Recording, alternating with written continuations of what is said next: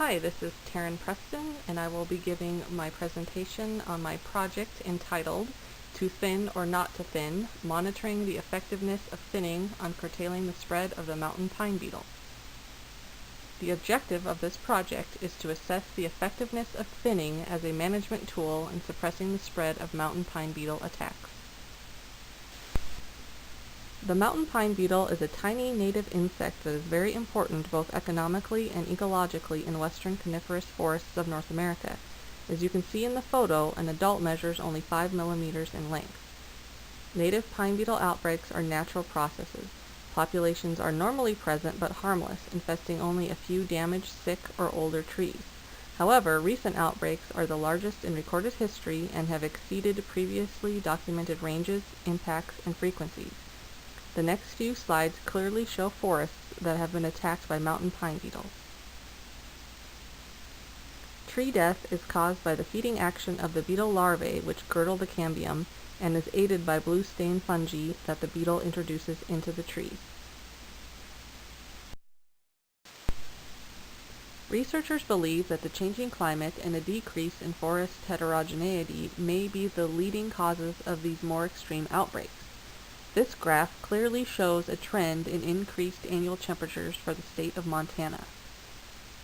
Several factors have contributed to creating homogeneous, susceptible forests, including fire suppression, warm and dry weather conditions, and clear-cutting in the 20th century, followed by little harvesting in recent decades, which may have created areas with even aged and mature trees.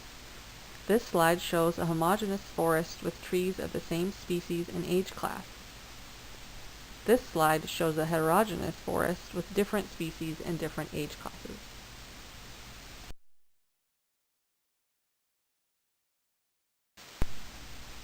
To date, no method has been identified to completely suppress an epidemic. There have been many attempts by land managers to halt and contain the spread of mountain pine beetle invasions.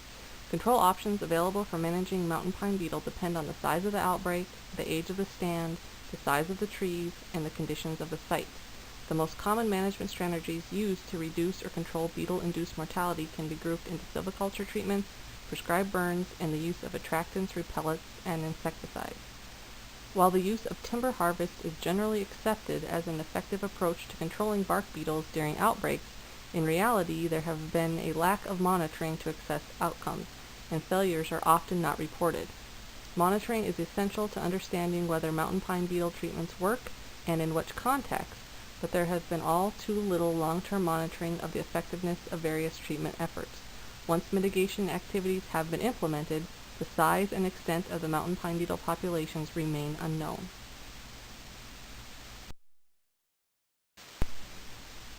This study will be conducted in the Helena National Forest, which is located in west central Montana near the town of Helena. This forest contains almost 1 million acres of land consisting of mountains dominated by lodgepole pine and rolling hills and prairies. Mountain pine beetle outbreaks have been common in western Montana and are still spreading.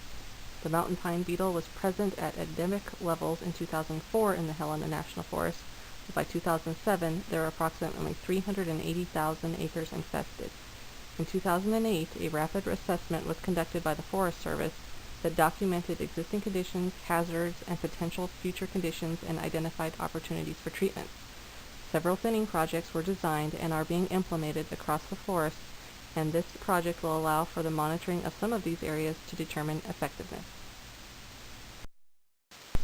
Data on Forest Service thinning projects have been gathered in order to determine where monitoring activities will be conducted. GIS technology will be used to identify which of these projects will occur in areas that have low to no beetle activity. High spatial resolution imagery with a pixel size of less than 4 by 4 meters and multispectral wavelengths will be collected and analyzed that can provide information related to individual trees or small groups of trees.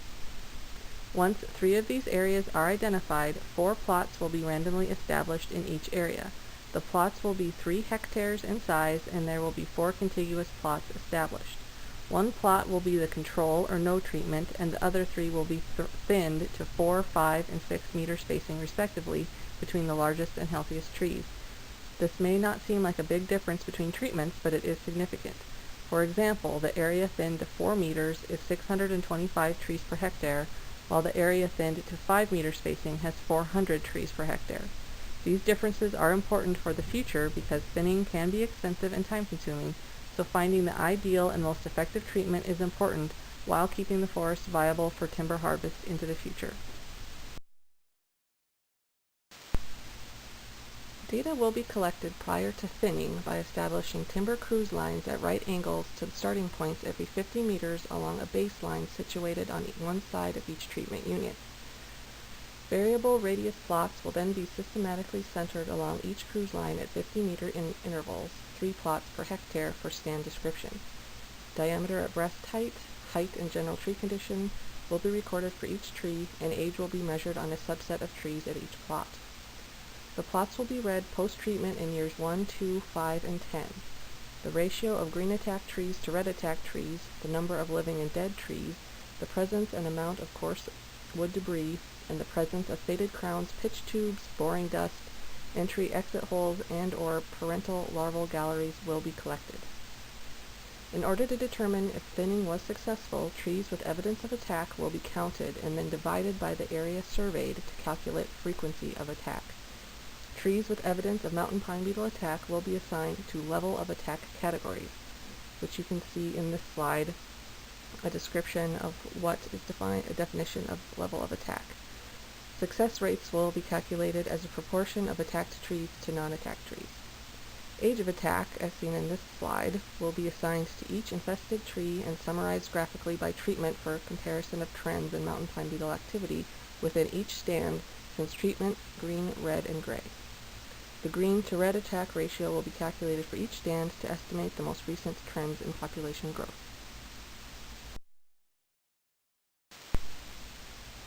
It is anticipated that the control plots will be more susceptible to pine beetle attacks when compared to the treated plots.